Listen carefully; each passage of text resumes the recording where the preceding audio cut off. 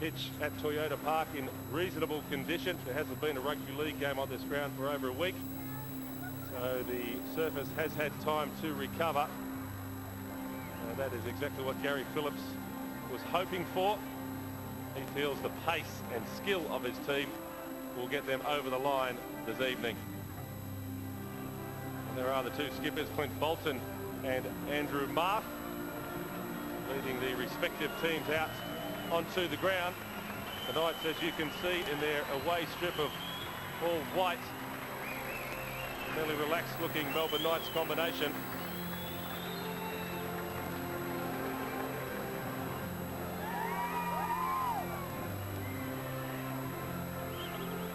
Yeah, certainly a very, very big game this for the Olympic Sharks. They've had a reasonable season, finishing third after the end of the home and away rounds, but their form going into the finals has been up and down. And the big gallery here at Toyota Park expecting their team to show their true colours here tonight. We'll just now stand by for the national anthem.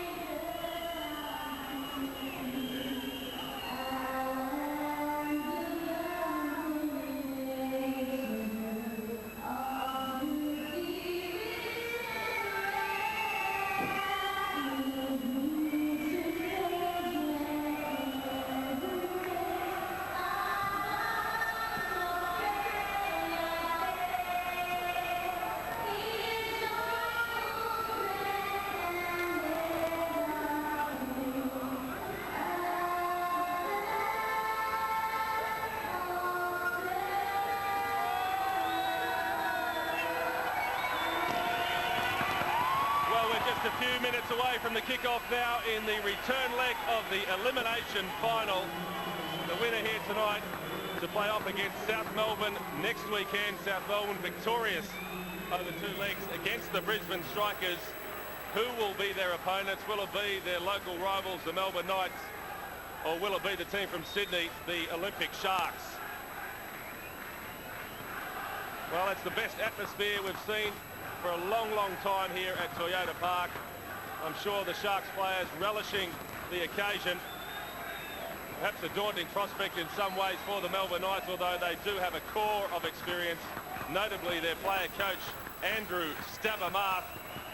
Alongside him, the Socceroo defender Steve Horvat, and some emerging talent such as Joel Porter and Toto Da Costa. You can see the look of determination there on the face of Andrew Marth.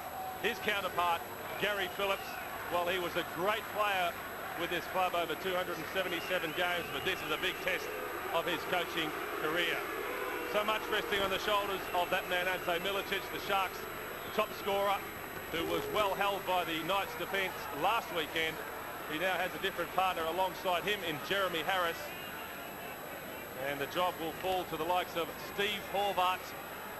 There on screen, Saša Ognenovski and Rodrigo Vargas to halt this blue tide of the Olympic Sharks. So some of the biggest names in the domestic competition on show tonight. The man in the middle will be Mark Shields, soon off to the World Cup in Japan and Korea. So the number one referee in Oceania to control this crucial fixture between the Knights and the Sharks. The third season in a row that Olympic have been involved in the finals, and on both previous occasions they were brought undone by teams from Victoria. So can the Knights make it a hat-trick of miseries for the Olympic Sharks over the next 90 minutes or so? Of course, if the tie is level at the end of 90 minutes, we will go into extra time, and if we still are unable to separate these two sides, there will be a penalty shootout.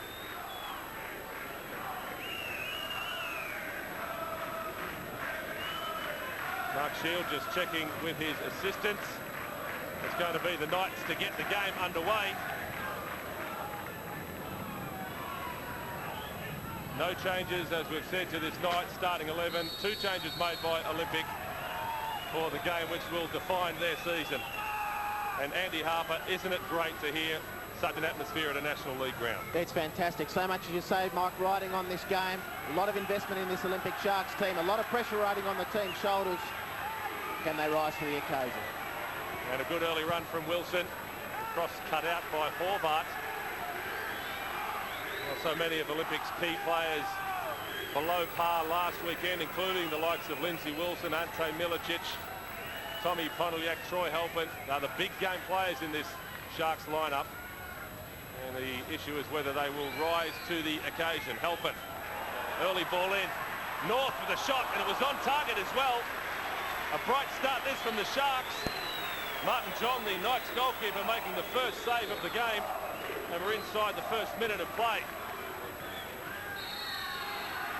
That's a good sign early there as the free kick's awarded to the Melbourne Knights, but I think in the form of Tom Pondeljak, of course, playing against one of his former clubs, and that man just in the action back there, Jade North. I think they've got too much speed out of midfield. If Halpin can release the ball to those runners, the Melbourne Knights will have a whole heap of trouble containing them tonight. Porter goes down. The challenge came from Jade North. And referee Mark Shield in early to try and settle the situation. No surprise, Francis Awaratipi. Joel Porter quite likely will be a marked man. Without a doubt. I mean, with his pace and his strength, I think Olympic would definitely have to keep an eye on him today. So the Knights have the free kick to be taken by Horvat. Marth has moved forward. He's the target. Marth against Juric. Porter again plays it forward. And Clint Bolton quickly off his line. Good throw from the goalkeeper, Miličić. That's a risky ball out from Andrew Durante, but he got away with it. Harris winning it in the air. Ognenovski challenged by Miličić.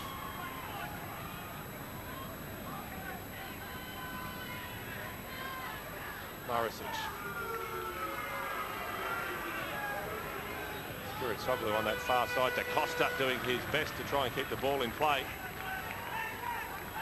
When we talk about the better strikers going around in the National League, certainly Toto Da Costa falls into that category.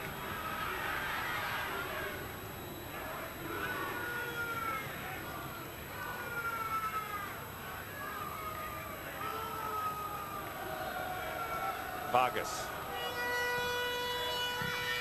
Marth plays it out wide. Ognenovski has continued his run forward. And he comes inside Packer. But the second man in, Troy Halpin, was there in the nick of time for the Sharks. He goes long to Miličić, flicked on. Harris with a layoff. Now Pondeljak. Harris again. Miličić wants it down the line, but he cuts inside now. And there was just a bit too much on the pass there from Jeromy Harris. Perhaps some frustration from Ante Miličić. It was frustration from Ante. Jeromy was in a difficult position there. He was trying to isolate the defenders to get the 2-on-1 situation. Didn't quite come to fruition. Ante Juric cleaning up. A good bright start in the opening couple of minutes. With plenty of firepower on both teams. So really defensively, I think the men in blue and the men in white need to be on their game. Well, we talk often about a game needing a goal, Francis Awaratipi, but there is no doubt about that in this situation. Someone has to score a goal if they're going to go through. Yeah, that's right. I mean, well, there has to be a result today. So, but the thing is, I still think both teams aren't going to go out and expose themselves early in the game. Pondeljak trying to play the ball over the top to Miličić. Here's Horvat. Still going, Steve Horvat. Looking for Da Costa. And Olympic just opening up in front of Horvat there, who was happy to advance almost to the edge of the opposition penalty area. And he stayed forward as well. Horvat looking to switch it to Da Costa, and quickly was Durante. Still with Durante, Pondeljak. Well, the target was Wilson on that far side. Roddy Vargas taking no chances with the clearance. It's been a frenetic start to this second leg of the elimination final. No goals at Summer Street. But you would be hard-pressed to imagine the same situation here tonight. Well, they're walking a fine line, the Melbourne Knights. Their coach, Andrew Marth, there just exchanging views with World Cup referee Mark Shields. They're walking a fine line, I think, early days, Mark. The game has opened up well and truly. Some bad execution from the Olympic Sharks. They've looked 3 or 4 times long, which is not the problem, but their execution has been bad. Had one of those passes been better delivered, then the Melbourne Knights could be chasing the game already. Well, here's Ognenovski, the defender, moving forward. Good ball in as well. Ivo de Jesus. His shot blocked by Kohler. Well, that's the second time now that Ognenovski, who is a central defender, it's the second time he has pushed into space. Both times he's played a good ball forward as well. And that's something the Sharks need to be aware of. De Jesus. Horvat. Harris tracking back, made the tackle.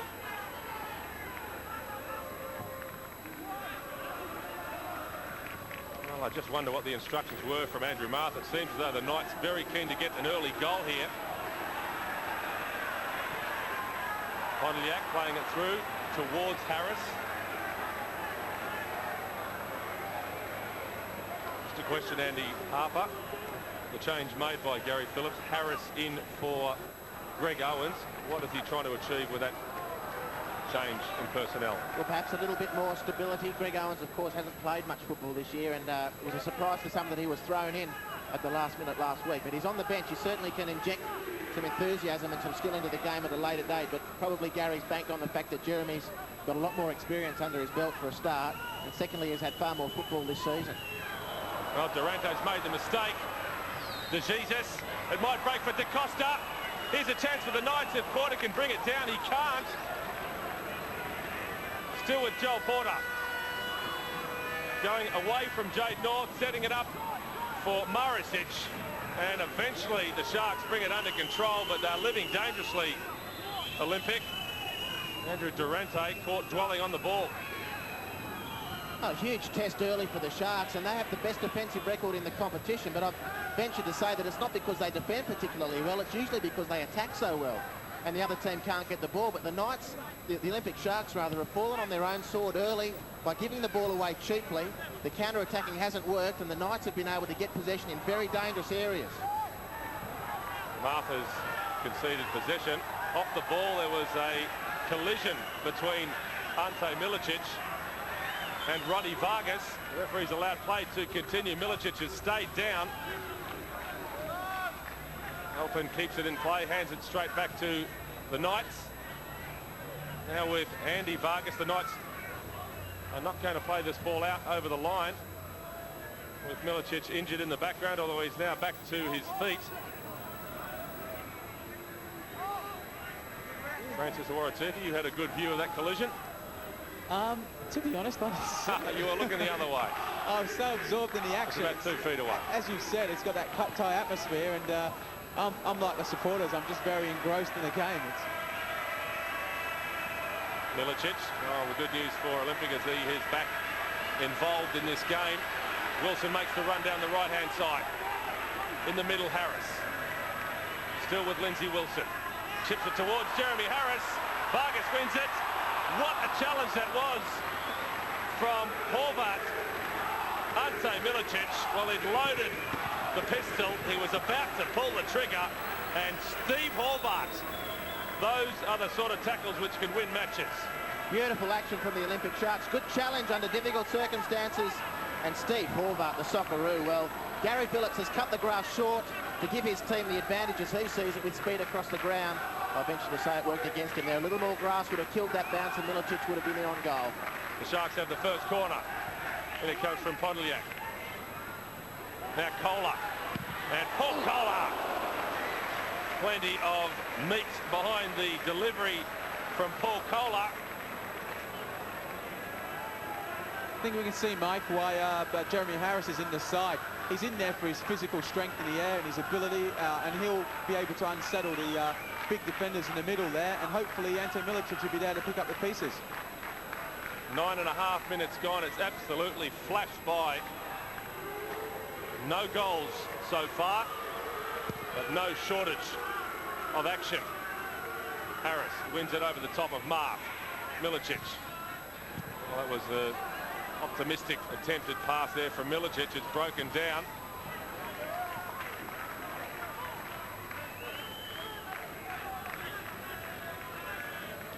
Well, young Andrew Durante in his first full season in the National League will have his hands full tonight with the likes of Toto da Costa and Ivo de Jesus. Here's Ante Vargas sliding it through to Porter. Joel Porter! The Knights take the lead.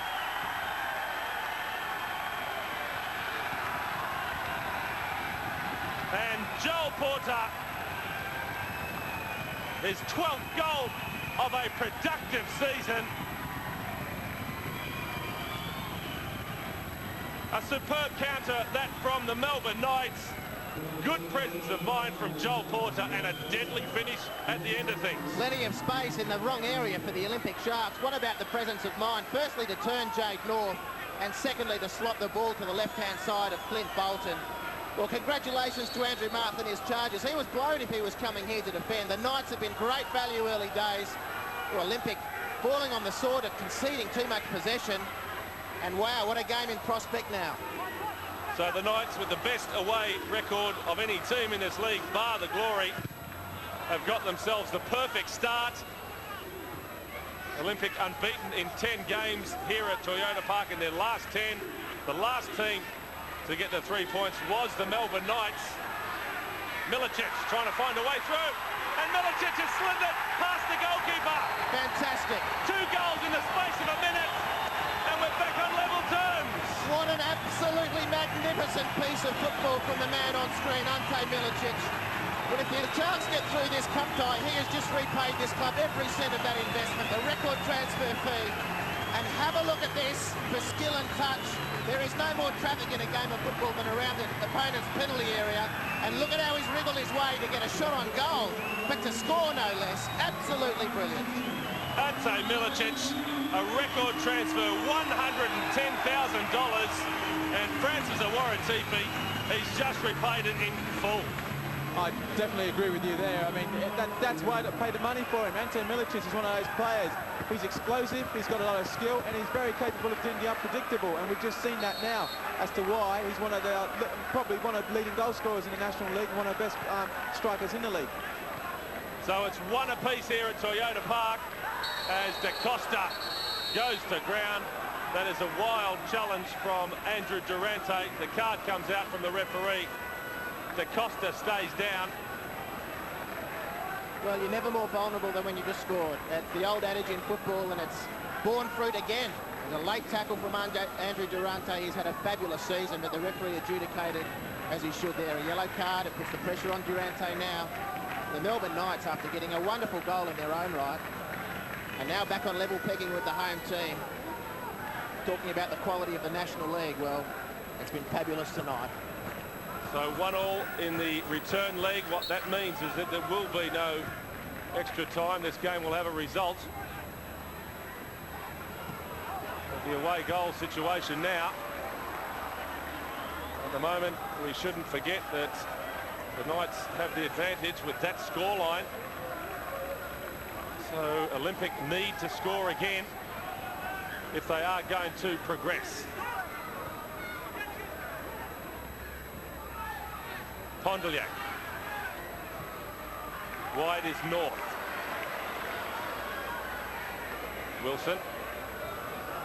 Clever ball inside. Pondeljak. Goes deep. Too deep, in fact, from Tommy Pondeljak, although Packer's doing his best to try and keep that ball in play. It's going to be a thrown out for the Knights.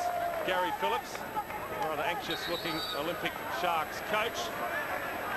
Appointed during the week, Andy Harper, despite another year on his contract, doesn't feel that's a lot of security with this club. Well, he's been at this club longer than anyone, apart from the supporters, and he's seen plenty of people come and go. I think he's done a good job, Gary. Took over very late in the season, it must be remembered. Branko Kalina, the United coach, as it's turned out, pretty much assembled this team. Gary's picked it up, a very talented squad. They've played some wonderful football. Halpin. Haven't seen too much of him so far. North. Well, there's no one in front of him. So Jade North heads to the corner himself. Joel Porter keeping a close eye on him. Vargas clipped by Harris late, and the referee,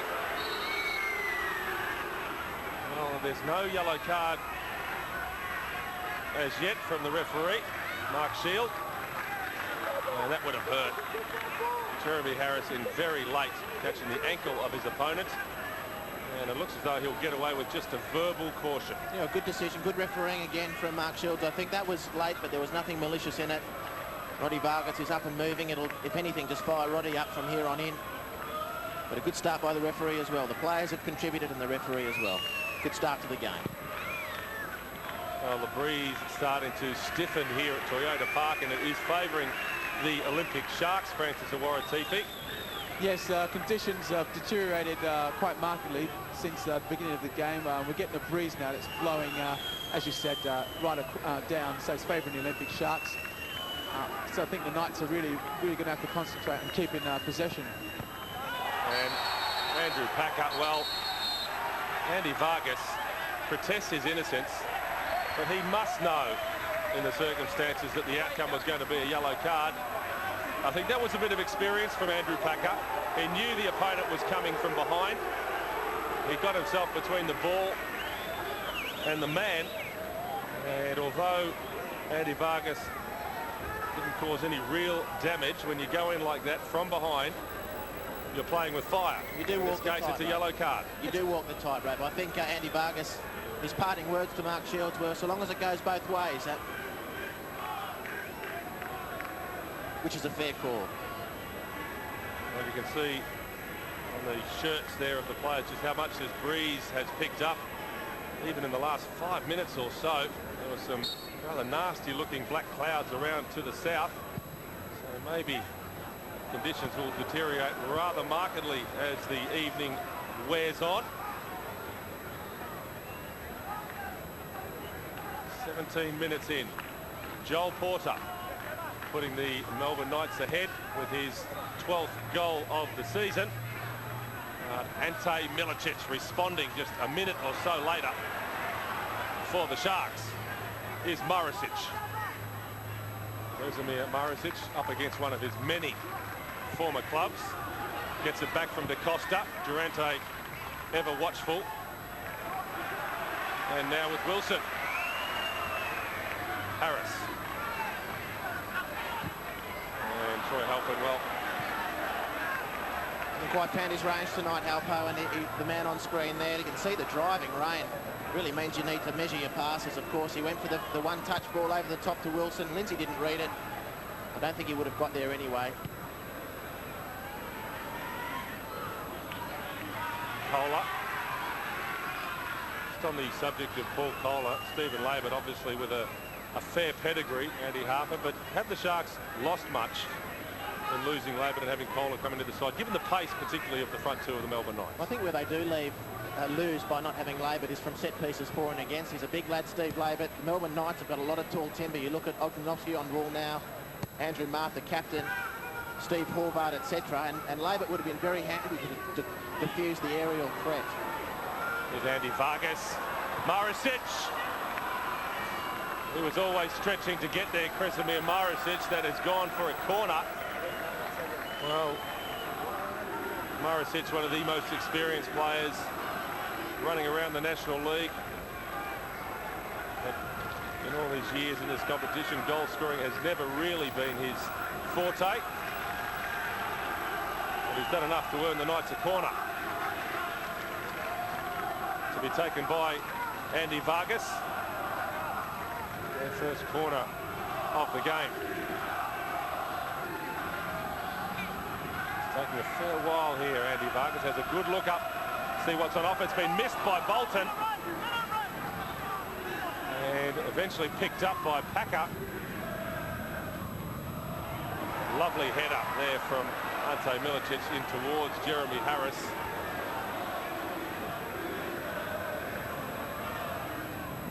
Alex Kiritsoglu up against the likes of Wilson on that far side. Well, Looks as though Jade North has certainly been given a man marking job tonight on Joel Porter. It didn't pay off with the first goal scored by Porter. But obviously Phillips feels he's one of the few players who can stay with him. Here's Halpin in the meantime, trying to bend it past the goalkeeper. I think you're right about that, Mike. And also it seems Jose da Costa has been picked up by Durante, so that there is a definite assignment of defenders to those three attacking players. So Joel Porter sitting in behind the front two of Ivo de Jesus and Toto da Costa. Trying to make some space for himself. He did it well enough to score the opening goal. 20 minutes into this return leg of the elimination final. It's 1-1, and that is an indication of just how much this breeze has come into play. Martin John, nightmare for a goalkeeper, playing into a driving wind, driving rain on a very quick playing surface as well. As Wilson heads towards the corner and somehow wriggles his way free.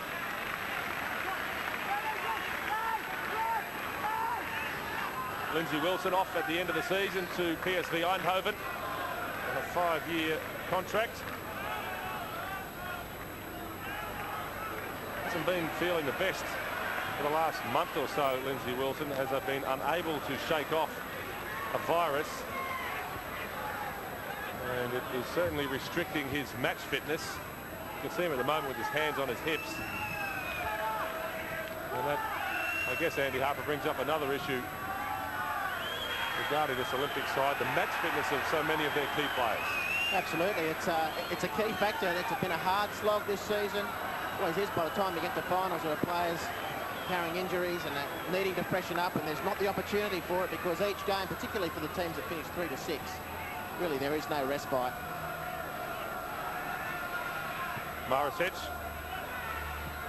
And Packer goes back to his goalkeeper, who's spinning awkwardly there for Clint Bolton.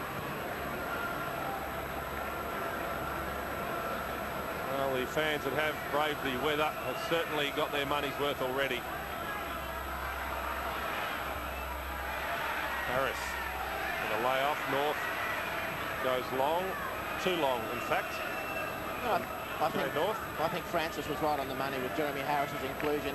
Already he's been very secure on possession. Perhaps once or twice he hasn't realised the exact space he's had around him to turn and exploit, but he's getting his body in front of the defenders. He's proving a good target. He's on the ball now. And he's the sort of player who loves the battle, doesn't he?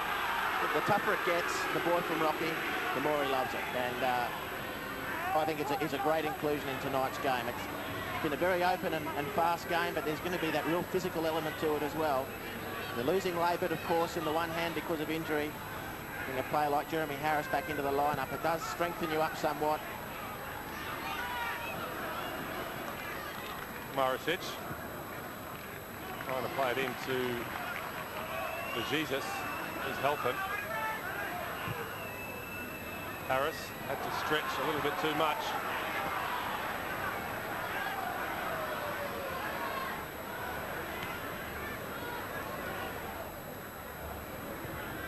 Well, it's really been end to end here so far.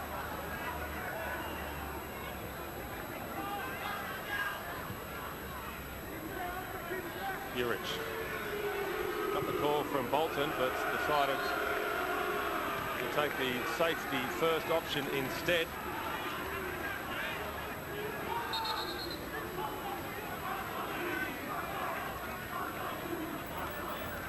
Yeah, just a quick comment on the man marking option. I've always felt personally that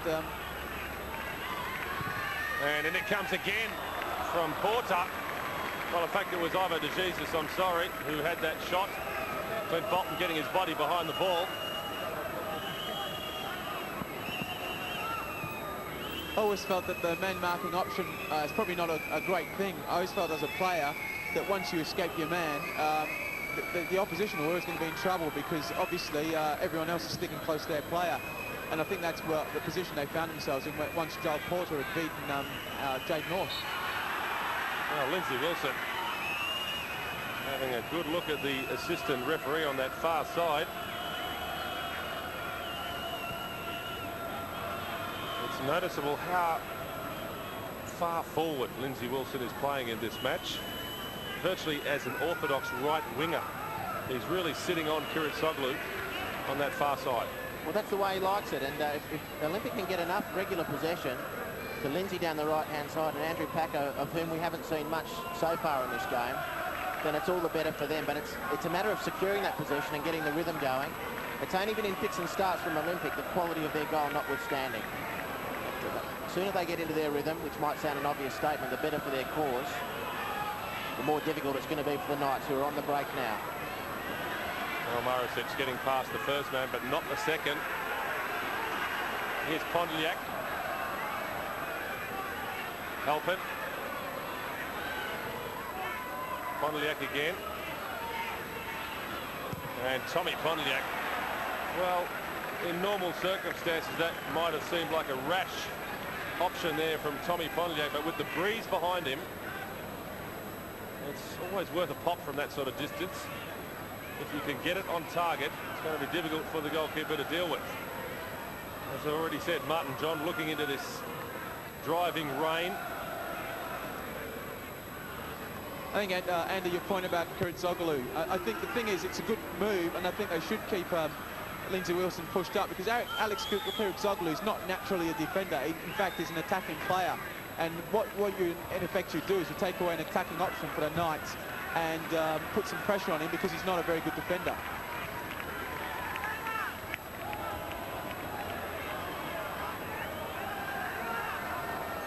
Well, Ante Miličić kept scoreless by the Knights last weekend.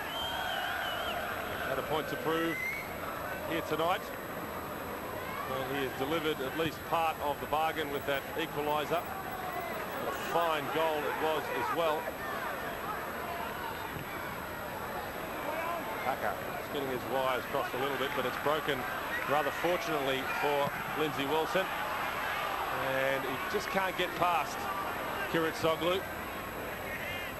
Jesus holds off his man. Kiritsoglu lends a hand. Inside is Ognenovski. Here goes Durante. Just needs to slide it into the path of Miličić. Durante's continued his run. Miličić. Harris. Well, Jeromy Harris. That is meat and drink, really, for a player of his quality. The cross just played perfectly into his path, Andy Harper, and he just should have got a bit more behind that, perhaps. Yeah, it was good work. Good work for the Olympic Sharks, and Jeromy should have perhaps directed his header a little better. Maybe he was confused by the retreating Durante. But it was a great action for the Olympic Sharks. They maintain the pressure now. Jade North breaking from midfield down into the inside right position. He forces a corner off Steve Horvat, but Jeromy Harris, well, you're right, it was a great chance. He did get a good piece on the ball. It was a fantastic action, but the direction let him down. So the Sharks with the corner. Ante Juric, the big sweeper, has moved into the penalty area. Halpin plays it into the 6-yard box. And Martin John, the goalkeeper, backing himself in a difficult situation.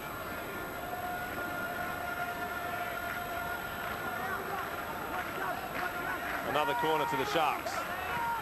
Again driven in by Halpin. Vargas clears it only as far as Pondeljak. And Pondeljak, his shot on the turn, caught square in the face there by Ognenovski.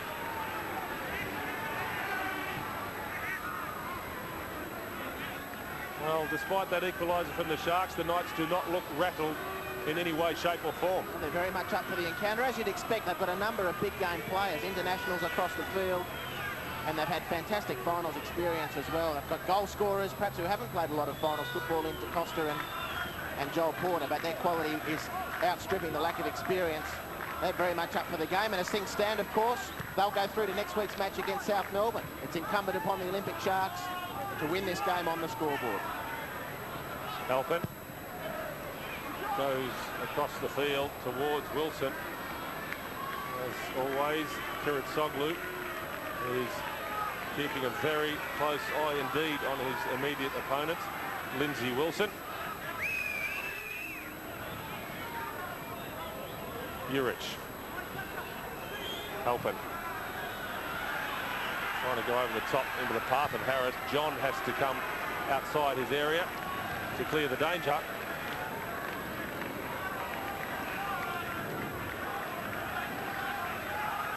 Well, a sign of encouragement for the Olympic Sharks is that even though his passing is not up to his usual standard at the moment, Troy Halpin now starting to get a few more touches at the football. Well, the more he gets in the game, the better for Olympic scores, but they're a frustrating team to watch. They've entertained us so much this year, and when their action breaks down because of a lack of quality, it's frustrating because it shouldn't happen. You know, they've got enough good players with fantastic technique and a real feel for the game of football not to make basic errors, and they could really be keeping their opponents, in this case the Melbourne Knights, under far more pressure in fact than they're putting them under. The Knights well and truly in the game. They've got their own players, of course, who cause a heap of trouble for their opponents, but such is the quality of the Olympic team, you just expect so much of them. Of course, South Melbourne will be watching this game with interest after disposing of the Brisbane Strikers in their elimination final. The second leg played earlier today at Ballymore. And South Melbourne, the team that many people believe are the dark horses of this final series. A lot of controversy surrounding their campaign.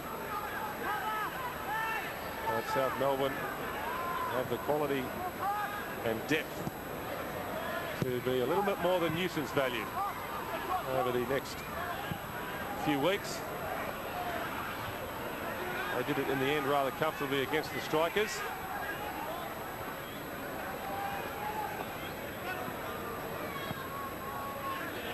Andy Vargas puts it over the touchline.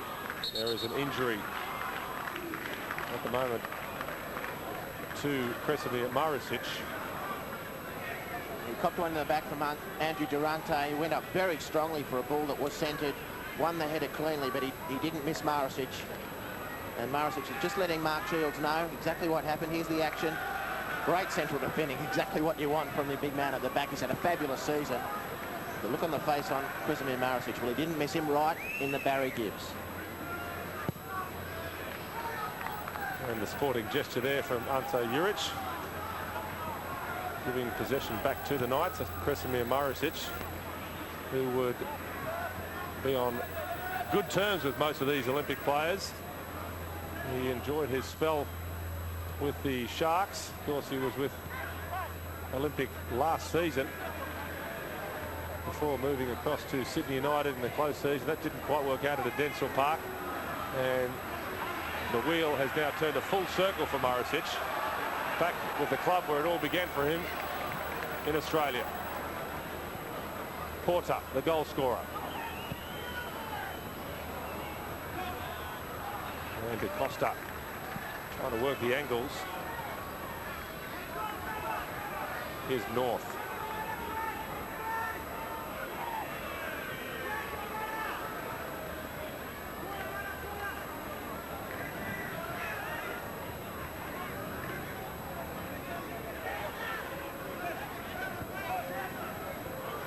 Miličić had to take on Horvat. Packer clips it down the line, asking a bit too much there of Lindsay Wilson. Well, Andy Packer playing on the left-hand side of midfield, not really in the game at the moment. It's a difficult position for him to play. Naturally a right-footed player, always puts you in two minds when you're playing so close to that touchline on the left-hand side. Except he's played the basis of the season on the left-hand side, and he should be used to it by now. And you just question just the readiness to play. He hasn't had many touches of the football. That was a classic example to secure the possession for his team and try and build something more bankable than he ended up doing. He really needed to just to kill that and keep possession for his team. As it was, he gave it away too cheaply. The Knights are back in possession. That's the only problem that Olympic have got at the moment. And that is giving the ball away too cheaply. They're keeping the Knights in the game. They've got too many players who are of high enough quality to make you not want to do that. Just over 10 minutes remaining in the first half, and it's all tied up at Toyota Park. Ognenovski moves forward once again for the Knights. His cross takes a deflection. Awkward bounce here for Juric. Da Costa on target. And it almost squeezed through the legs there of the goalkeeper. Clint Bolton rather relieved in the end to get this one at the second attempt. It just squeezed between his legs. He got back in time. The Knights on the break again. De Jesus tangles with Kohler. The referee will rule in favour of who? It's going to be Olympic by the looks of things. And a few tempers starting to fray. Ante De Jesus being called out by referee Mark Shield. In fact, the play has been allowed to continue.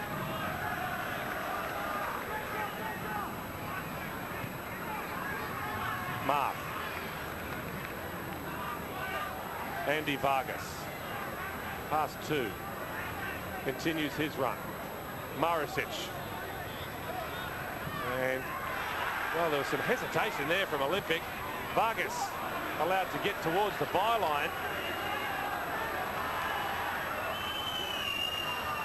Halpin. Vargas is now out of position on the right-hand side. And Halpin has given it away. Well, it has not been his game so far, Troy Halpin.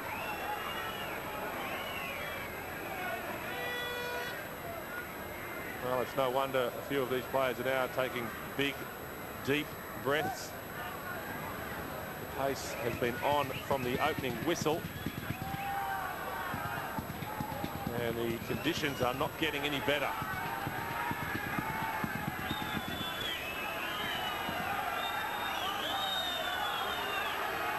Well, Martin John just taking his time there. He's entitled to do that.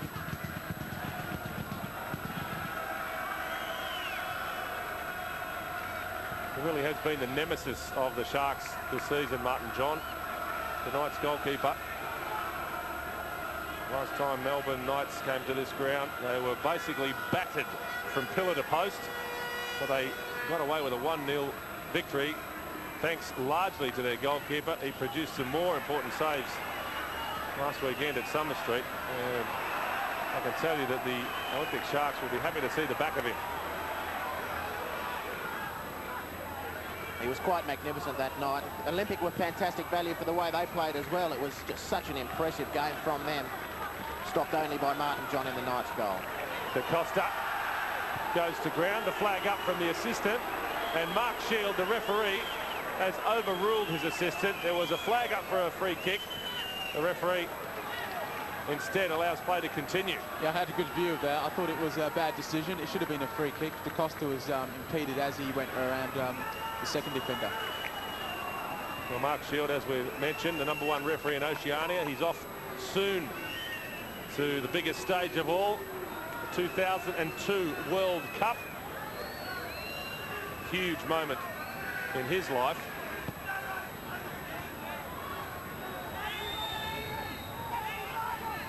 Good play there from Harris. Gets it back from Juric. Now with Halpin. Still trying to find his range, Troy Halpin. Miličić.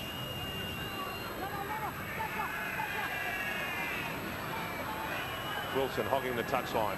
Gets past Kiritsoglu this time. Needs a good ball into the middle. It is Jeromy Harris at the near post. Superb delivery from Lindsay Wilson.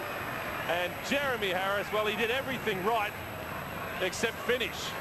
He did everything right, Mike, from the start of the move. It was a beautiful piece of control around halfway to release the ball to Halpin, and the man on screen there ended up on the end of a great cross from Lindsay Wilson. Well, no one will be more disappointed with the result than Jeromy Harris. It was there for the taking. Exactly what the Olympic Sharks are capable of. They can just stretch out those passages of possession play and penetration down the flanks. They really should be even odds-on money to win tonight, but it's a matter of them doing just that. Well, they failed in large measure in the first half, but a great indication of exactly what they're capable. Just 2 goals so far in what has been a frustrating season for Jeromy Harris, but he is up for this one tonight. That much is clear. He won a championship with the Brisbane Strikers. Keen to add another medal to his tally with the Olympic Sharks. Harris into the starting 11 tonight in place of Greg Owens, and so far vindicating the coach's decision. I think that's the thing with Jeromy, is I think if there's one criticism of his game, I think that as far as building up, he holds the ball up very well, he's good in the air, he's very competitive. I just feel that he probably just does not take enough of his chances when he does get the goal-scoring opportunities. Packer with the throw. Miličić beaten to the punch by Ognenovski. So a combination of Harris and a Waratifi would make for a fairly handy player, right? Don't know about that. That's what you call a backhanded compliment. Ognenovski. Juric. Well, we're used to seeing Ante Juric a lot more adventurous, but he is well aware of the importance of this occasion. He's just playing the orthodox sweeper's role at the moment, Juric. He's organising his two markers, sitting deep, not venturing forward too often. He's trying to take the sting out of this Melbourne Knights attack. Good battling play there by Da Costa. Breaks for Harris. He runs into trouble. Big trouble, in fact, because it's Andrew Marth.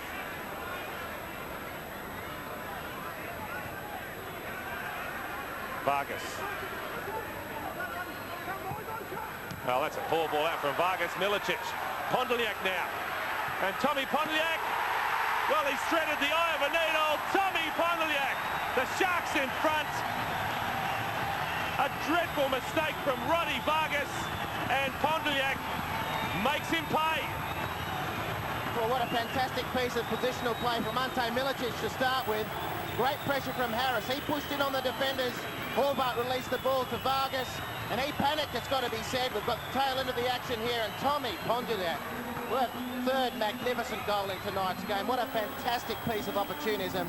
The touch wide to open up the goal. The shot past the stretched arm of Martin John, and it's bounced into the bottom corner of the goal. It's rattled the back of the net, and the Olympic Sharks have set themselves up for a final next week. The Melbourne Knights with it all to do. What a time for the Sharks to get themselves in front just before half-time here at Toyota Park. 42 minutes gone. Tommy Pondeljak puts Olympic into the lead,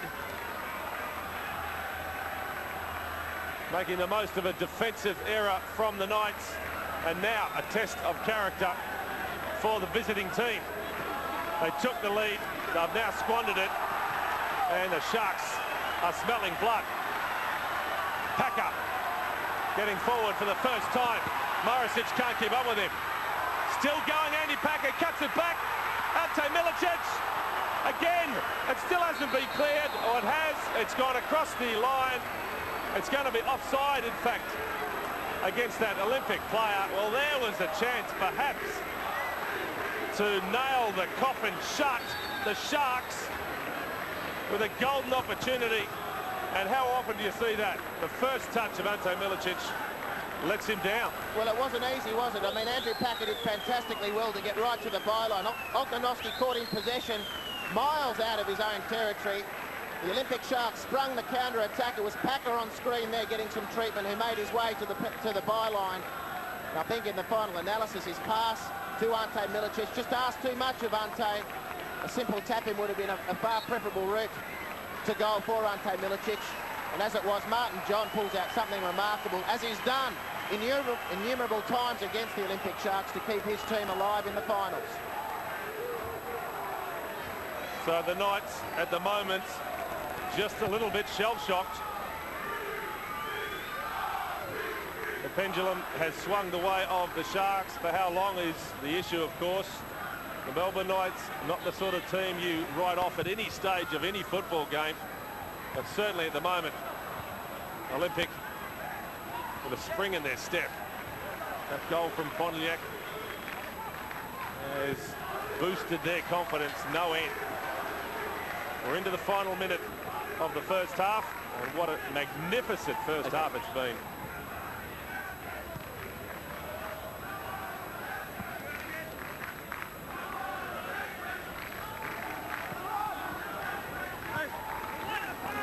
Back up.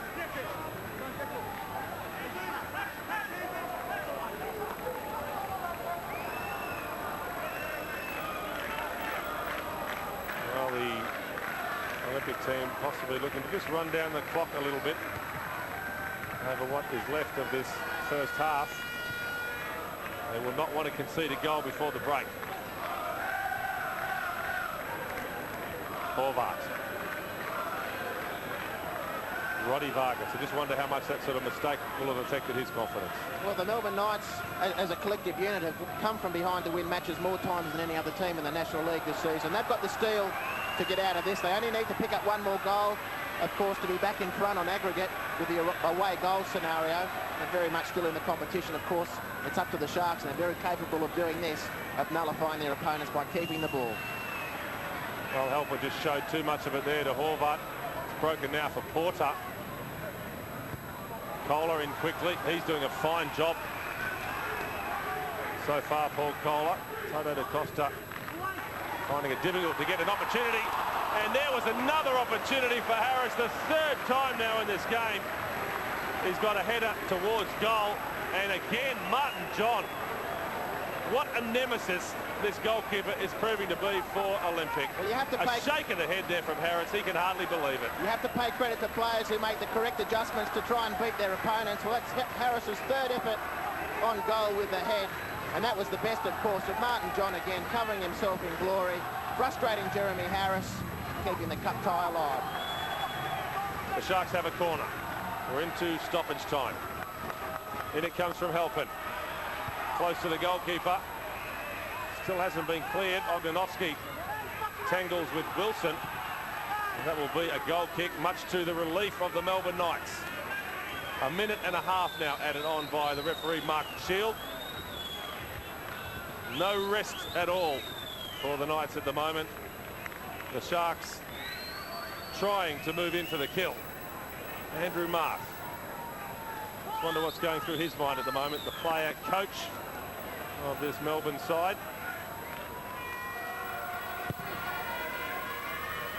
And there is the half-time whistle. What an absorbing, entertaining, thrilling, invigorating, exciting first half it's been at Toyota Park. You couldn't ask for any more from a game of football. Both teams have risen magnificently to this occasion. The Knights taking the lead early through Joel Porter, but the Sharks responding immediately. Ante Miličić with the equaliser, and Tommy Pondeljak bombing up in the 42nd minute. The half-time score, Olympic Sharks 2, the Melbourne Knights 1. Who will be crowned NSL champions? All the goals. All his troops. The Knights, well, they would have felt they'd done the hard part by taking the lead away from home. But Olympic, well, they were not to be denied. The Knights falling away, particularly towards the end of that first half. The Olympic Sharks irresistible going into the break. They got their reward. Ultimately, Tommy Pondeljak firing the home team in front.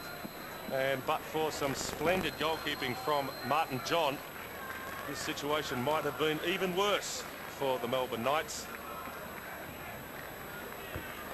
They are still in this contest, but the second half is really going to be a test of not only character but energy for the visiting team, because that first 45 minutes the pace was relentless. So it's the Sharks about to get the second half underway. A glance at the watch there from the referee Mark Shield,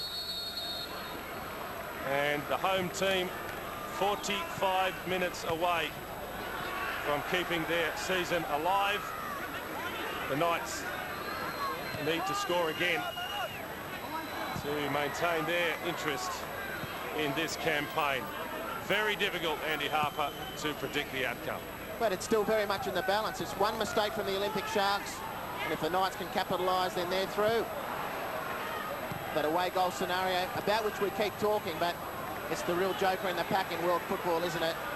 As Marušić now breaks through midfield, releases Porter. He's looking for Porter, and that had to be perfectly timed there from Clint Bolton. He backed himself all the way there, the goalkeeper from the Sharks. No margin for error whatsoever. And he took the ball away from the toe there of Porter. The Sharks responding quickly. Look at the space here for Wilson. Three in the middle for Olympic. Poor ball in. Wilson gets it back. Still players forward. And it's been slid home there by Andy Packer. The Knights can hardly believe it. Appealing for offside. Certainly Packer seemed to be in an offside position. We'll have another look at it, but it will count that goal. Just the start the Sharks were looking for in their second half, and now a mountain to climb for the Melbourne. They are still in this contest, but the second half is really going to be a test of not only character but energy for the visiting team, because that first 45 minutes the pace was relentless. So it's the Sharks about to get the second half underway. A glance at the watch there from the referee Mark Shield, and the home team 45 minutes away from keeping their season alive. The Knights need to score again to maintain their interest in this campaign. Very difficult, Andy Harper, to predict the outcome. But it's still very much in the balance. It's one mistake from the Olympic Sharks, and if the Knights can capitalise, then they're through. That away goal scenario about which we keep talking, but it's the real joker in the pack in world football, isn't it? As Marušić now breaks through midfield, releases Porter. He's looking for Porter, and that had to be perfectly timed there from Clint Bolton. He backed himself all the way there, the goalkeeper from the Sharks. No margin for error whatsoever. And he took the ball away from the toe there of Porter. The Sharks responding quickly. Look at the space here for Wilson. Three in the middle for Olympic. Poor ball in. Wilson gets it back. Still players forward. And it's been slid home there by Andy Packer. The Knights can hardly believe it. Appealing for offside. Certainly Packer seemed to be in an offside position. We'll have another look at it, but it will count that goal. Just the start the Sharks were looking for in their second half, and now a mountain to climb for the Melbourne Knights. Andy Packer. Well, the first cross was immensely disappointing from Wilson, but perseverance was the order of the day. And Andy Packer, Ognenovski has just vacated his post. He's absent without leave. And it's Horvat making the first clearance. It's Lindsay Wilson with the patience and the goal to slide the ball through. It's a beautiful pass. Andy Packer outstretched the left foot, about which Mike Cocker was saying usually goes unemployed during a football match, has just given his side a 3-1 lead. And Kosciuszko has rapidly become Everest for the Melbourne Knights. So Andy Packer, third goal of the season from him. Clearly a legitimate goal, Francis Awaratifi. Some big questions you'd have to ask of that Melbourne Knights defence. We may have some audio problems with Francis. Yes, a hint of offside, but clearly the Knights just caught flat-footed. And Andy Packer, what a time to score. And the Sharks are on fire. Harris with a cutback. Now Ognenovski. Well, Andy Harper, Vargas, defensive mistake just before the break. Maybe Ognenovski there as well. That's what's cost the Knights dearly. It has, and we've talked about their defensive frailties, but their real strength is going forward. De Jesus leading the way now. There are numbers there too. It's the danger men, DeCosta and Porter. Can the Knights deliver? Here's De Jesus. And Ante Juric tangles with both De Jesus and Marušić. That is good play by Juric to apply pressure on the ball carrier. Marušić goes over the top. Marth and Durante, and Marth just using his bulk there. It's a corner to the Knights. Not the first time this season that we've seen Andrew Marth push forward to play as a target man. Just wonder how long that will last. Marth trying to lend some physical presence to this Melbourne Knights attack. Flicked on by Porter. Hasn't been cleared by the Sharks. Now with Durante. Still going, Andrew Durante. Miličić. Well, if that ball had been left, it would have been Tom Pondeljak completely free on that far side. It's now with DeCosta. Miličić.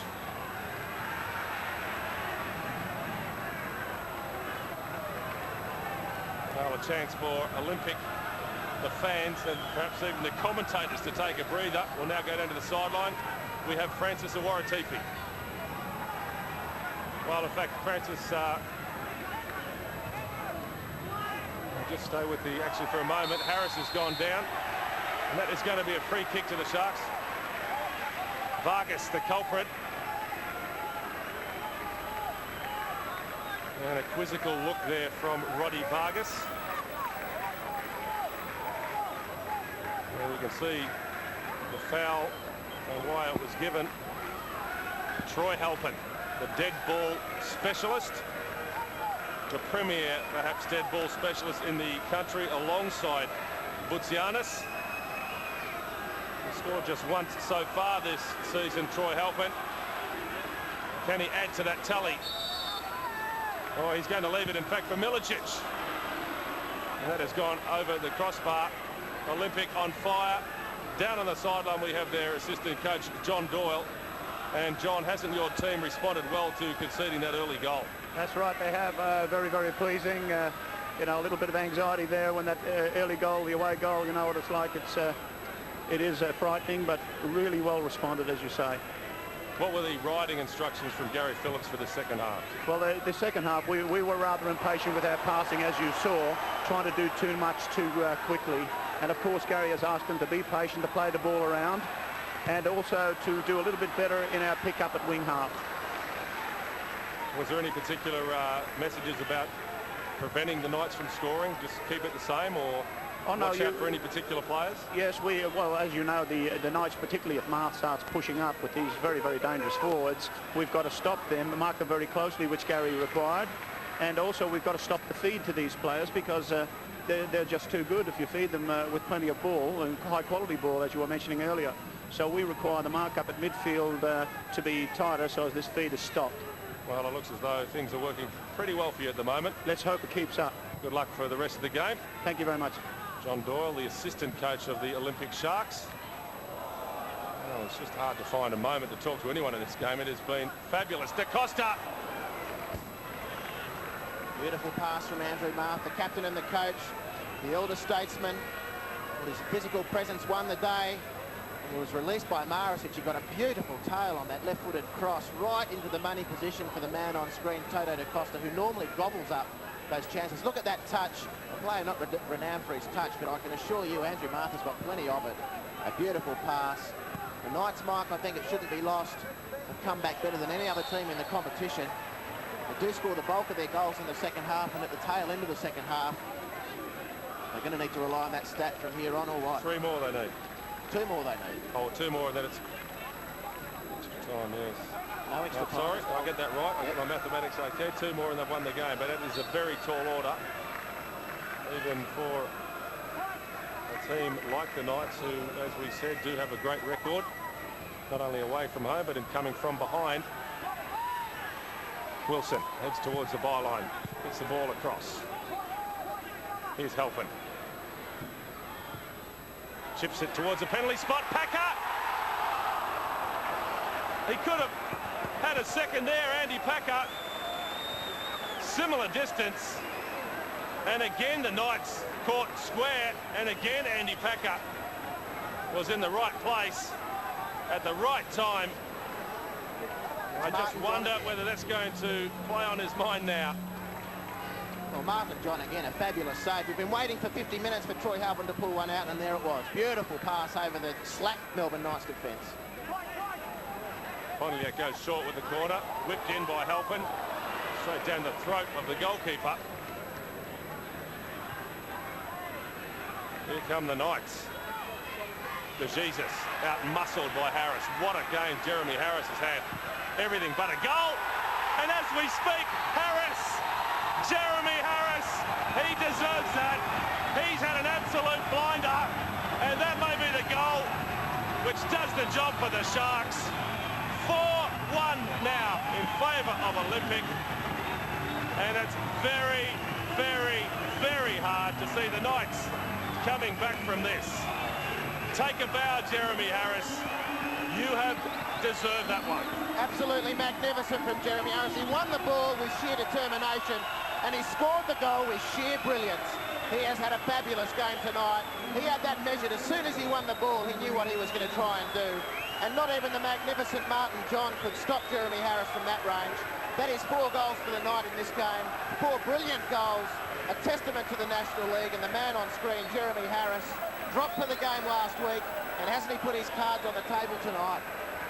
Well, we've heard from the Olympic camp, probably not the best time to hear from the Knights. Down on the sideline, Luciano Tranni, their assistant coach.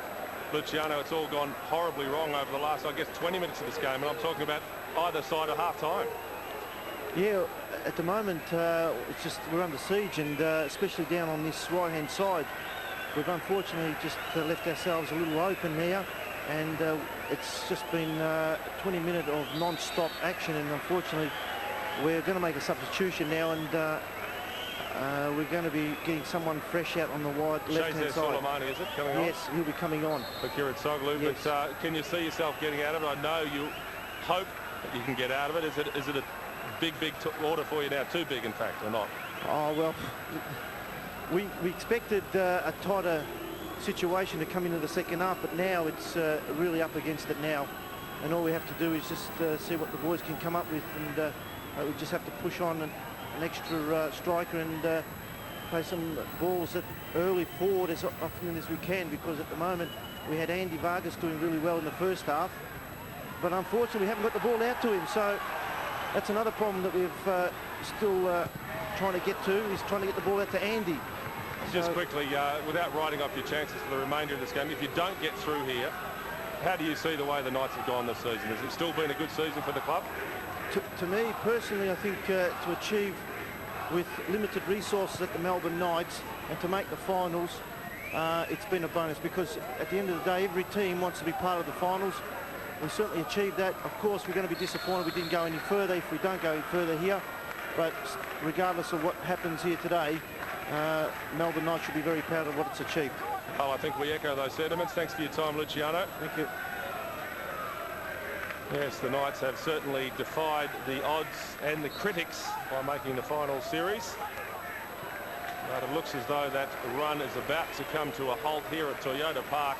Olympic now leading 4 goals to 1. And let's not forget it was the Knights who opened the scoring.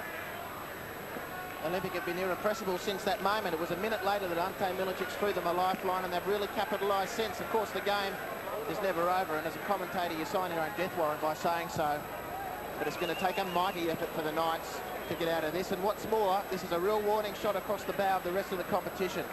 It was the Olympic Sharks who were showing signs of really challenging the glory. I think it's fair to say, Mike, that they've fallen in a terrible hole over the last 6 to 8 weeks, struggled to win games. Gary Phillips just calling Coffs Harbour there and telling Mum that everything's A-OK. Well, he just caught a shot there of Gary Phillips on the phone. Well, he had a heavy burden, didn't he, going into this game, Gary Phillips. As we mentioned briefly, his fantastic record as a player with this club. Didn't cut much ice with the fans this season. We're judging him as a coach, and it was all on the line here this evening for Gary Phillips. He will be thrilled to bits with the way his team has responded. They've copped a bit of criticism in recent weeks, the Olympic Sharks, possibly deservedly so. They have been indifferent. You expect so much of them and their players. They haven't really shown us their full potential in recent weeks, but tonight, Francis Awaratipi, that is a different story. Yeah, it certainly is. I think, yeah, that's the thing. I think quite unfairly Gary Phillips has been under pressure. I don't know why, because I think he's done a superb job given the fact that he came in 2 weeks before the beginning of the season, and he's done a great job. So it really does mystify me why he really should be concerned about his job. But look, I mean, they've played great tonight, and we've seen some really spectacular goals. And I'll tell you what, I'm happy for Jeromy Harris, because as I said, he's been a good player. I mean, I watched him at the beginning of the season. In fact, I watched his first pre-season game for the club and felt that he could really add something to their play up front. And I think he's now showing that today. Well, I guess Andy Harper coaches get plenty of stick for their decisions. Gary Phillips putting Jeromy Harris in the starting 11. Masterstroke. Well, perhaps he should have played him last week and they mightn't have been under so much pressure this week, but Gary Phillips has pulled the right reins. He's just had a wonderful game, Jeromy Harris, tonight. He's had a lot of teammates who've been up for it as well. And I just think it's been a wonderful performance. The Olympics' problem this season, if they've had one, was They didn't score goals when they were playing well, and it takes its toll. The Wollongongs of the past 2 years have really smashed teams when they had the advantage. Olympic didn't do that early days. They ran out of steam for about 6 to 8 weeks in the closing stages of the season. But, yeah, they bounced back to some form tonight. Well, Andrew Marth behind play. They're just swinging an arm towards Troy Halpin, so a little bit of frustration from the Knights player coach. I'm sure he'll be trying to put himself about as much as possible over the last 20 minutes or so. As the cross comes in from Ognenovski, the flag is up, and Bolton, well, the ruling is that he has carried that ball over the line, and that will be a Melbourne Knights corner. Well, it's a strange one. Of course, it's the assistant referee who's made that call. And Clint Bolton, of course, is absolutely mystified by that. I think it was a correct call, Andy. He's taken the ball right out. There you go. You're not hampered by parallax error then, Francis? Knights have the corner. Played short by Andy Vargas. He gets it back from Da Costa. Goes deep looking for Ognenovski. That one is going across the goal line. So the pressure off for a moment for the Sharks. But a few tempers starting to fray just a little bit around the edges, as you would expect, with so much riding on the match. And Mark Shield will now call out both Andrew Marth and Troy Halpin. So a little altercation behind play did not escape the attentions of Mark Shield.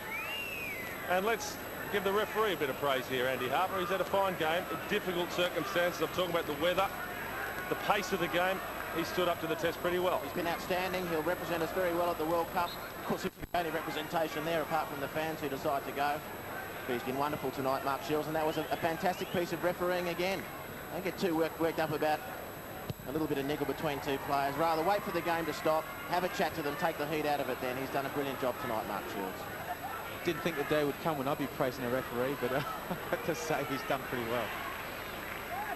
Well, the Knights have made a change, and now it looks as though the Sharks are going to do likewise. There goes Pondeljak. And Tommy Pondeljak, wrong option. There's no other way to describe that. Lindsay Wilson looking daggers, really, at Pondeljak there. He was in acres of space there, Wilson. And now that change will be made. And up goes the number 16. It's going to be Jeromy Harris, who has run himself into the ground. And listen to that ovation from the very hard-to-please Olympic fans. They know a good performance when they see it, and they have got a magnificent one tonight from Jeromy Harris. A job well done. Dylan Macallister is the player who will come on for the Sharks. He looks a little under duress there on the sideline, Jeromy. I'm not sure if he's taken a knock into the second half or is feeling a little bit crook. I would hope so, because shaking his head there, he does look troubled. I would hope so, because a player in that sort of form, you really want to finish the game or go as close to as you can. Someone's going to have to do something pretty special in the next 30 minutes to knock him off his man of the match mantle. That's the way I've seen it anyway. Dylan Macallister, I'm sure he'll be hungry. The action here overlooked completely last week. Wasn't even on the team sheet. Dylan Macallister for the first leg at Summer Street. Here goes North. Skips past Ognenovski. Now with Pondeljak, are still full of running Olympic. Wilson. And that is another intelligent ball from Lindsay Wilson. A lot of speculation, if you like, about his crossing ability. And as we saw with that goal from Andy Packer, can have a bit of variety from the cross and still have a good effect.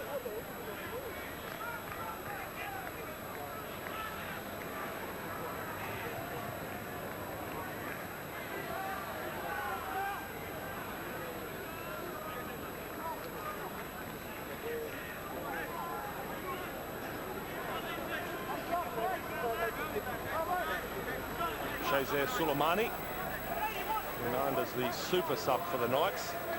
I'll be hoping he lives up to that reputation.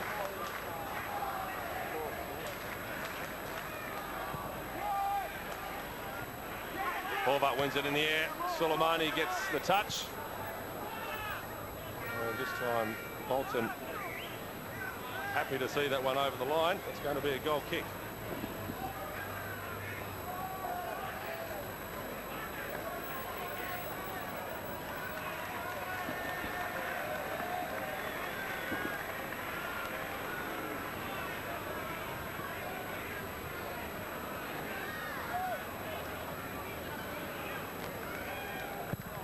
Minutes gone in this second half, and the Sharks have added 2 goals since half-time. Marth flicking it on. Porter. So it looks as though Marth will now play as a central striker for the remainder of this game. Francis Sawara-Tifi. And who have the Sharks got to combat him?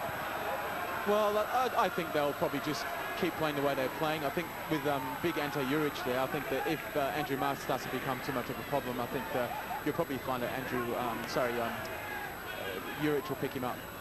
And someone like, yeah, well, it looks as if he has actually, and Troy Halpin will probably end up sweeping or something. Here goes Marušić.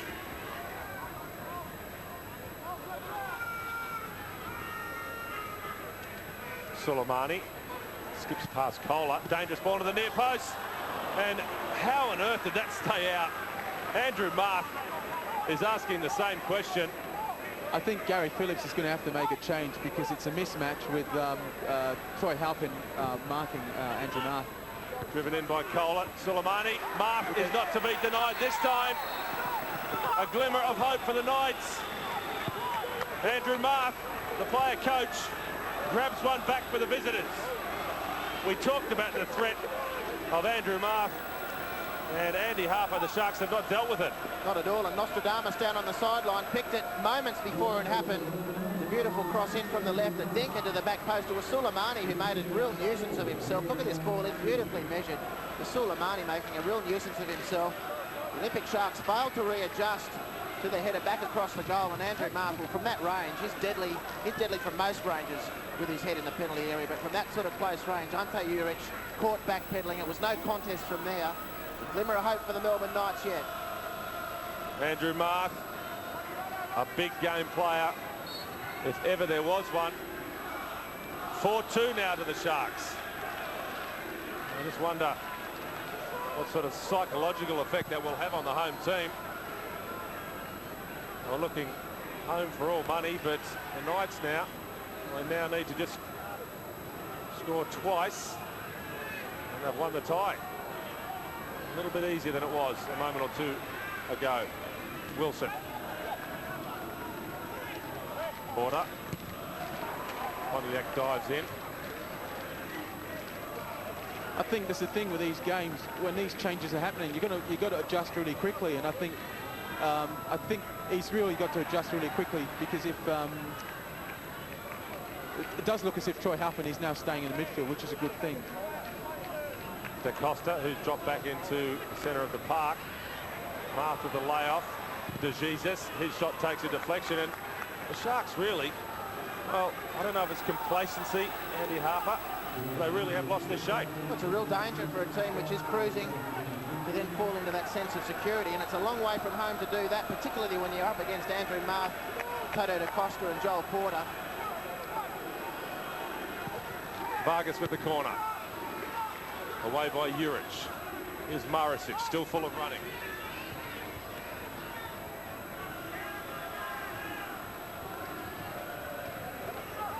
Da Costa, no one closing him down. Well, a lot of finger pointing going on among the Olympic players at the moment. No one's quite sure who they should be picking up. The Knights have rearranged things. Marth has gone forward. Da Costa's dropped into midfield. Suleimani's come off the bench. And it's fair to say Olympic have not reacted quickly enough. Jade North is now picking up Andrew Marth, which I don't think is a good match, because he's not a bad young player, but he's no match physically for Andrew Marth, and I think that really Ante Juric should be the player who's picking him up. They're also a player short at the moment, the Sharks. Andrew Vargas looking for Porter. Andy Packer on the sideline, getting a bloody nose attended to, which has left his team one short. Dylan Macallister now bursting through the centre of the field. Miličić gets past Ognenovski, who gets back in time. Good recovery there from Ognenovski. And there are huge gaps in midfield now. Good work from Wilson. But look at the distance now between the Olympic forward line and their defence. The midfield has gone missing. Pondeljak. Down he goes. Caught late. And he felt it.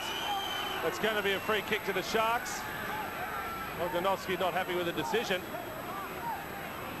Andy, what do you think? I think Olympic Sharks have lost their shape. Well, it doesn't help when you've got a player off the field unexpectedly. Here's the foul there. There's no doubt that Pondeljak was caught. Did have Lindsay Wilson free on the right there. Would have been an interesting continuation in play if Tommy decided to stay on his feet, if he was indeed capable of doing so. Just to your point, Francis, Andy Packer pleading with the officials to be allowed back onto the field, but as is the case with blood bins at the moment and blood rules, it needs to be absolutely clean, with no sign or no trace of any blood. It's the Knights who make a change now. It's the Jesus making way. Anthony Pelican, one of the stable of promising young players at Summer Street, will get his opportunity to make a name for himself. Ivo de Jesus. Well, it's been a tough day at the office for de Jesus. Hasn't had much change out of this Olympic defence. Let's see what Pelican can do over the remaining 20 minutes or so. Now an opportunity for the Sharks to finally take this free kick. Still down to 10 men with Packer off the field. Halpin goes towards Macallister. Free header for Vargas. Macallister recovers. And away goes Porter. Still going, Joel Porter. Fantastic run from Porter, but Pondeljak stayed with him. Took it off his bootlace. Halpin drives it into the space. Wilson looks up. Miličić goes near. Too close to the keeper, though. From Lindsay Wilson. Well, I really am not sure what is going on out there at the moment for Olympic. Olympic really... Tommy Pondeljak is now virtually playing in the back line. Where is the midfield? They've decided to keep two up front. They're one short in the middle, and as a result, the Knights are overrunning them. It is taking an eternity for Packer to get back out there. And that is going to be a free kick. Pondeljak the culprit. How much has the pendulum swung in this game all of a sudden? Vargas goes to ground. Well, I guess one of the issues here, Andy Harper, is why the Sharks just don't make the change. They have Hiroyuki Ishida on the bench. A huge vote of confidence in the contribution that Packer has made and will make to the team. I think he was off the field for, what, 5 or 6 minutes? That's a lot of time to be a player short in a semi-final. Marušić with the dead ball. Referee has not blown the whistle. It will have to be taken again.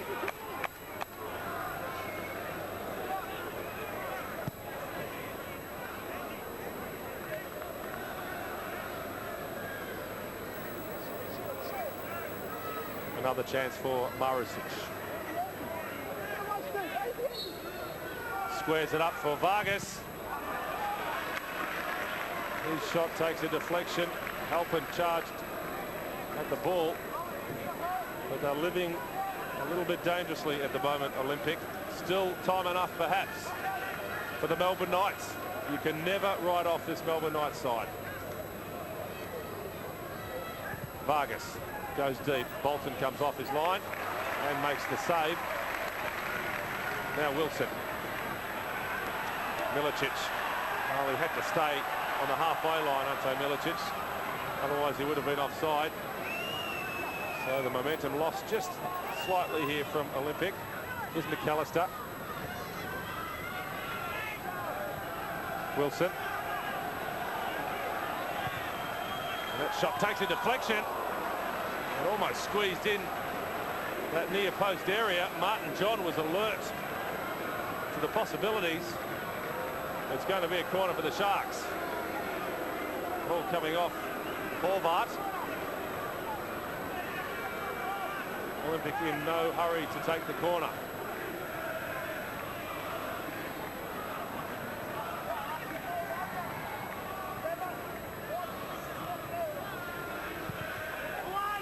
Halpin, free header.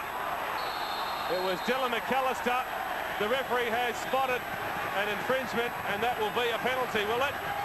And it's a red card. Roddy Vargas. No.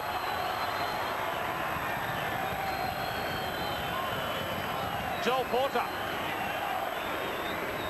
In fact, it's Porter who's been sent off. The Knights players are furious.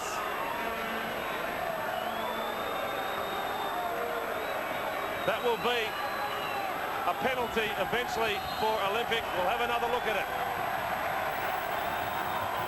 And deliberate handball is the ruling from the referee. Fair call. Fair call. The ball was heading towards the goal. There was a tremendous header from Macallister on the far post. Headed it down towards the ground. Of course, the greasy service made for an accelerated bounce. Joel Porter tried to readjust himself to serve his team. A fair adjudication from Mark Shields. The Ante Miličić, in Australian football terms, the $1 million man. It's all relative, of course. Well, he scored once tonight, Miličić, and this will be the goal to settle this game. Miličić against the keeper, and Miličić wins the day, and the Sharks are on their way. Well, there's penalties and penalties, and Ante Miličić, what a frame of mind he's in. That was a beautiful penalty. Made it look a lot easier than penalty taking is. Goalkeeper Martin John well off his line. Didn't put Ante Miličić off. Absolutely beautiful stuff. Look at the smile on his face. Relief, that is relief, because the Sharks were on the back foot, but Ante Miličić converts the spot kick. The Knights are now trailing by 3 goals. They've lost their star player, Joel Porter, sent off for a deliberate handball. And Mark Shield, well, the referee will be the centre of attention, Francis Awaratifi, but with the benefit, I might add, of a replay, I can't see that he's done too much wrong. I don't know. I think there wasn't much Joel Porter could do. I don't know whether it was deliberate. I think he just couldn't get out of the way. And I don't know whether that was a red card. I mean, I think, yeah, certainly it was a penalty, but I wouldn't say it was a red card. So that's, I suppose, that's where I disagree with the decision. I think that he may not have been able to get out of the way anyway. Well, that's a fair point, Francis, that you raised, but how you determine deliberate in the mind of a player, that's what Mark Shields is paid to do. And that's a good topic of conversation. If the score was 3-2 and the player was sent off, I'm sure there'd be a lot of schooners consumed at the local pubs arguing over that one. Well, Joel Porter took the decision pretty well in the circumstances. Not too much in the way of complaint from him. I guess we'll be debating that decision for a long time to come, but the outcome will not change.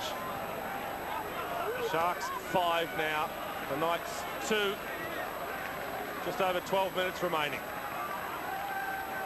And assuming that the Sharks do get through, they will host South Melbourne next weekend. I believe the venue will be Marconi Stadium, and that will be the minor semi-final. When you talk about popular players in the National League, well, getting changed on the sideline, ready to make his entry is the Japanese player Hiroyuki Ishida, and hasn't he set Shark Park alight? He's an absolute crowd favourite in the context of this game with the home side up 5-2. It could be party time. He's got plenty of tricks. The Japanese import really won the hearts of his home fans. Yes, Hiroyuki Ishida, the number 27 for Olympic. A lot of speculation that he might even be in the starting 11 for this game, but Gary Phillips deciding against that as Halpin tries to find a way past the goalkeeper. Big kick from Martin John. Kohler is under it. The bounce favoured Halpin. Here's Packer.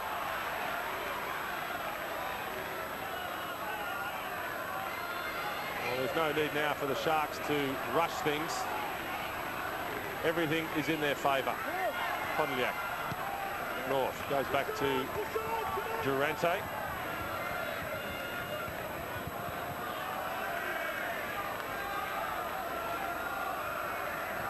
Kohler, upended. Play on, says the referee. Here's Macallister.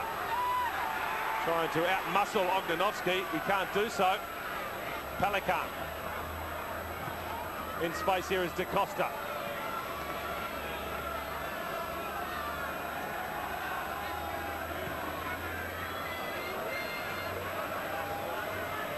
Now Andy Vargas. Oh, it's in possession. As we said, there's no need for the Sharks to take too many risks from here. Don't need to commit players forward. The game is all but in the bag for the home side. And I guess when we're discussing pivotal moments, key factors in this game, Andy Harper, something I'd like to mention, Andrew Durante now, he had a lot to do with Toto Da Costa in the first half of this game.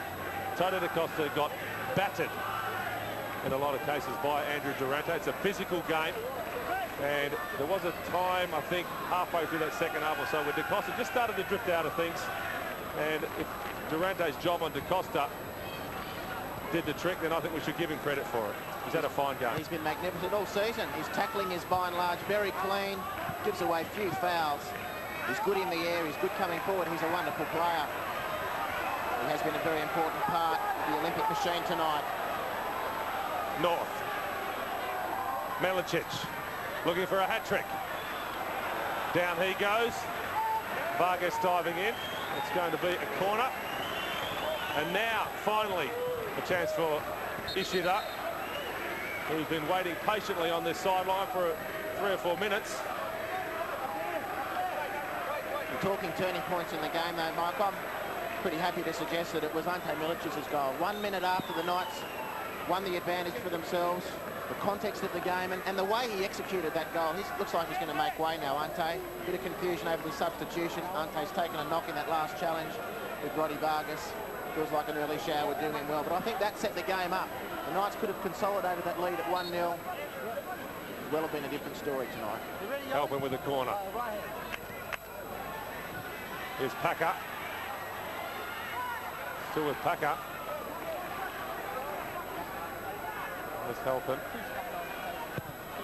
He goes deep. Arriving late was Macallister across the face of goal. Wilson brings it down. Just couldn't turn on it. Lindsay Wilson. And still Ishida waiting to come on. Nothing more frustrating for a player. The ball just hasn't gone out of play. And then there was that injury to Miličić, who wants to go off.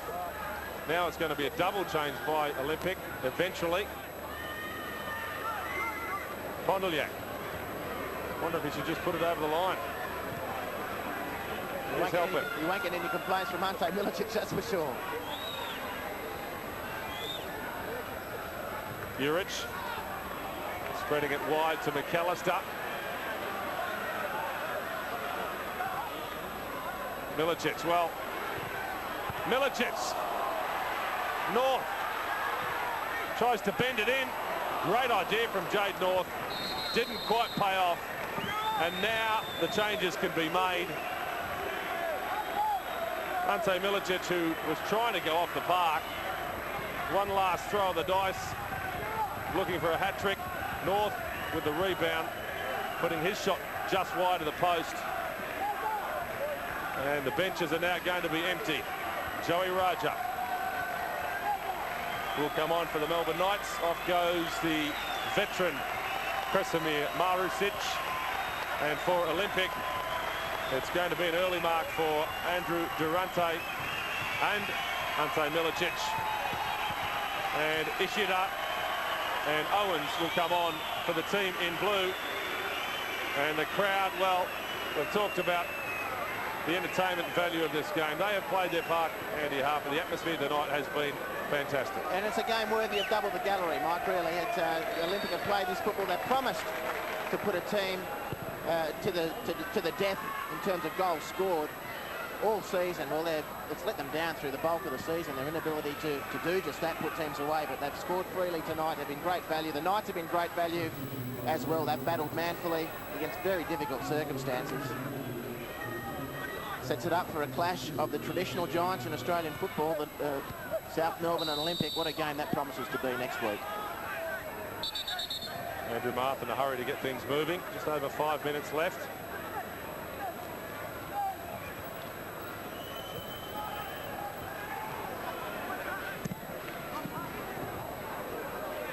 Packer has his clearance blocked by Suleimani. Well, there's Andrew Marth still battling away, this time with Paul Kohler. I guess it begs the question, Francis Awara-Tifi. Andrew Marth, so effective when he does this and goes up front. You know, some people question his match fitness in midfield. Why doesn't he play as a striker full time? Oh, look, I mean, he's such an inspirational leader, though. I mean, that's the thing, playing from the middle of the field. He does drive the team forward. I mean, yeah, maybe he doesn't get up and down as he probably did in yesteryears, but he's still a great influence in the middle with his physical ability in the air. And let's face it, you know, he's still got that intimidation factor about him. So that's why he's probably still good value in the middle of the midfield, I think.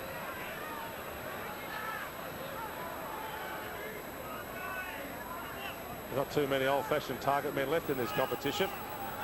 And Andrew Marth certainly filling that role at the moment for the Knights. And another good knockdown from him. Suleimani tangles with his opponent, Shazer Suleimani, while he had a hand in the goal scored by Andrew Marth. He's a young player of promise. The future not looking too bad for the team from Melbourne. The likes of Suleimani, Pelican and others representing the future of this club. It's all part of the rebuilding process at Summers Street. They won 2 championships in the mid-90s when Marth was playing alongside the likes of Mark Viduka and Danny Tiato and Joe Spiteri. A gallery of stars. Well, the money's dried up since for the Melbourne Knights, but they've persevered with their youth policy. And although the championships have dropped away, Francis Awara-Tifi, they're still doing a good job of bringing promising new talent into this competition. Yeah, without a doubt. I mean, if you look at them really. North, looking to square it from Macallister. Owens, and the substitute, Greg Owens, finds the target. He's only been on for a couple of minutes.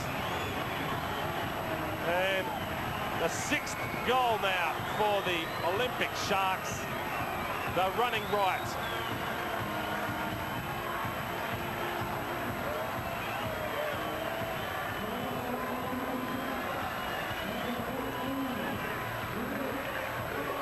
Greg Owens saw the gap. The shot going under the arm of the goalkeeper. Jade North was the player who set things up. Unlucky there for Horvat. His deflection, or his clearance, I should say, deflecting straight into the path of Greg Owens. And his shot had too much on it for Martin John. The scoreline now blowing out at Toyota Park. Yeah, point, Mike. I mean, I think, you know, Melbourne Knights, I don't think they've got anything to be disappointed about. I think, you know, given the limited resources that the club's got, you know, I mean, they'd have probably one of the lowest budgets in the league, and they're still one of the only one of a few semi-professional teams in the league. So to have got this far, really, I think they've done themselves proud, to be honest. Halpin.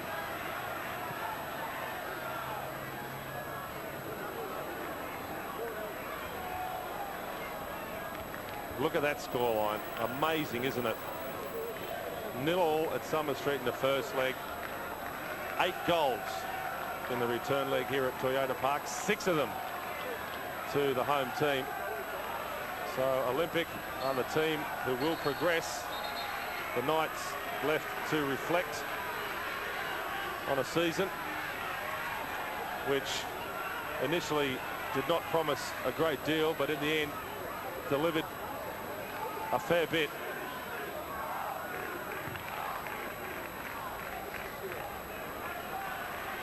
Ishida. We're into the final minute of regulation time. The party piece is now coming out from Olympic, as you would expect. The game is theirs for the keeping.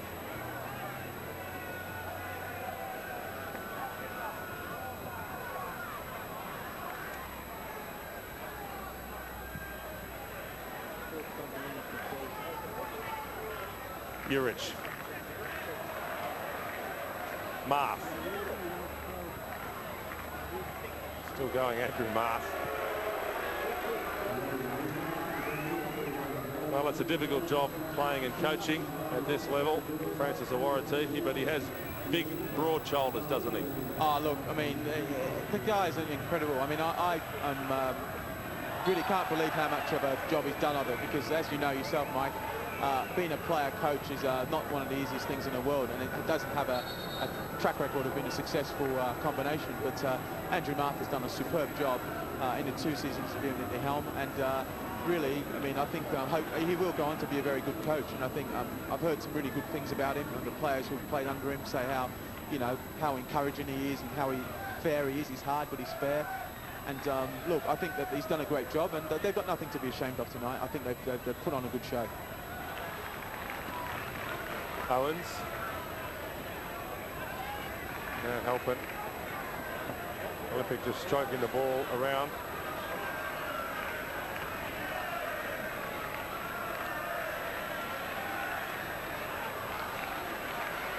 Halpin outside of the boot.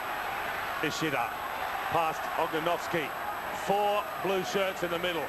Still with Ishida. Here's North. Tried to square it for Owens. Gets it back. Owens again. Greg Owens tries to repeat the dose. Scored once from a similar distance just a few minutes ago. Not this time.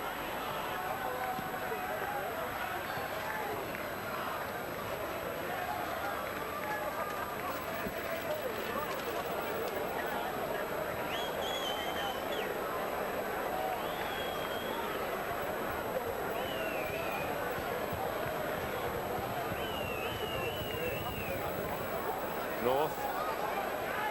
Vargas gets there in time.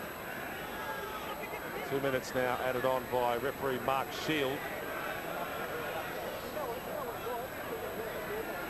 Pelican. Pondeljak.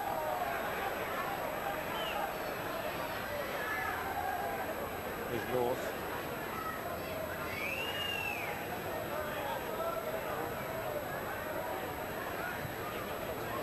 Macallister. North. Owens. Macallister. Dylan Macallister has made an awful mess of that one. Gary Phillips will live to fight another day. He will be ecstatic with this performance. Might have been an even bigger margin. Dylan Macallister blazing wide there of an open goal. Handball is the ruling there against Pondeljak. Almost in the 3rd minute of stoppage time.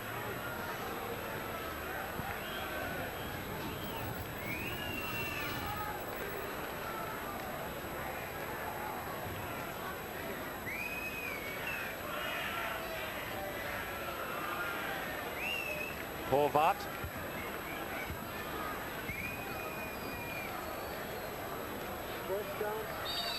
Well, the Olympic Sharks live to fight another day, and the season ends for a brave Melbourne Knights side. That is the conclusion from Toyota Park at the end of a fantastic elimination final.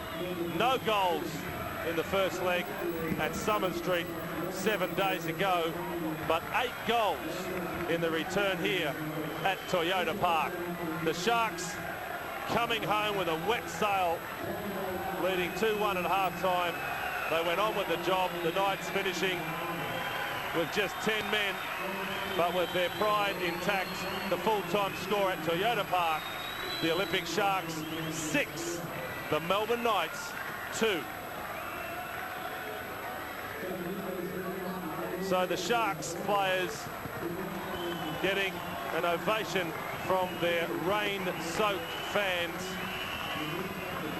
The entertainment value here was of the highest order. In the end, the goals flowed. They came from Ante Miličić, 2 from him, 1 each from Owens, Harris, Pondeljak and Packer. And for the Knights, Joel Porter and Andrew Marth responding, but the night belongs to the team in blue. The Sharks now back in a week's time to face South Melbourne in the minor semi-final. The season over for the Melbourne Knights.